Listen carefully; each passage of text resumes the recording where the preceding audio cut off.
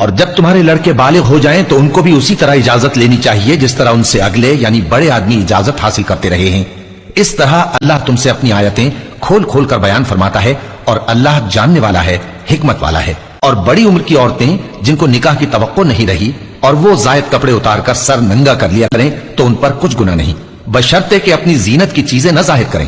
اور اگر اس سے بھی بچیں تو یہ ان کے حق میں بہتر ہے، اور اللہ سنتا ہے، جانتا ہے۔ نہ تو اندھے پر کچھ گناہ ہے اور نہ لنگڑے پر اور نہ بیمار پر اور نہ خود تم پر کہ اپنے گھروں سے کھانا کھاؤ، یا اپنے باپ دادا کے گھروں سے، یا اپنی ماؤں کے گھروں سے، یا بھائیوں کے گھروں سے، یا اپنی بہنوں کے گھروں سے، یا اپنے چچاؤں کے گھروں سے، یا اپنی پھوپھیوں کے گھروں سے، یا اپنے ماموؤں کے گھروں سے، یا اپنی خالاؤں کے گھروں سے، یا اس گھر سے جس کی کنجیاں تمہارے ہاتھ میں ہوں، یا اپنے دوستوں کے گھروں سے۔ اور اس کا بھی تم پر کچھ گناہ نہیں کہ سب مل کر کھانا کھاؤ یا جدا جدا۔ پھر جب گھروں میں جایا کرو تو اپنے گھر والوں کو سلام کیا کرو،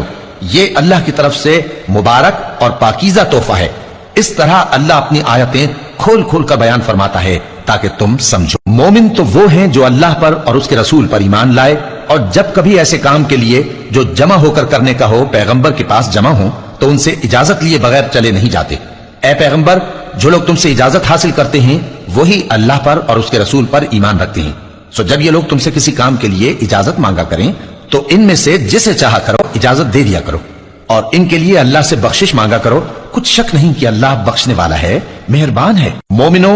پیغمبر کے پکارنے کو ایسا خیال نہ کرنا جیسا تم آپس میں ایک دوسرے کو پکارتے ہو، بے شک اللہ کو وہ لوگ معلوم ہیں جو تم میں سے آنکھ بچا کر کھسک جاتے ہیں۔ تو جو لوگ ان کے حکم کی مخالفت کرتے ہیں ان کو ڈرنا چاہیے کہ ایسا نہ ہو کہ ان پر کوئی آفت پڑ جائے یا تکلیف دینے والا عذاب نازل ہو۔ دیکھو، جو کچھ آسمانوں اور زمین میں ہے سب اللہ ہی کا ہے، جس طریق پر تم ہو وہ اسے جانتا ہے، اور جس روز لوگ اس کی طرف لوٹائے جائیں گے تو جو عمل وہ کرتے رہے وہ ان کو بتا دے گا، اور اللہ ہر چیز سے واقف ہے۔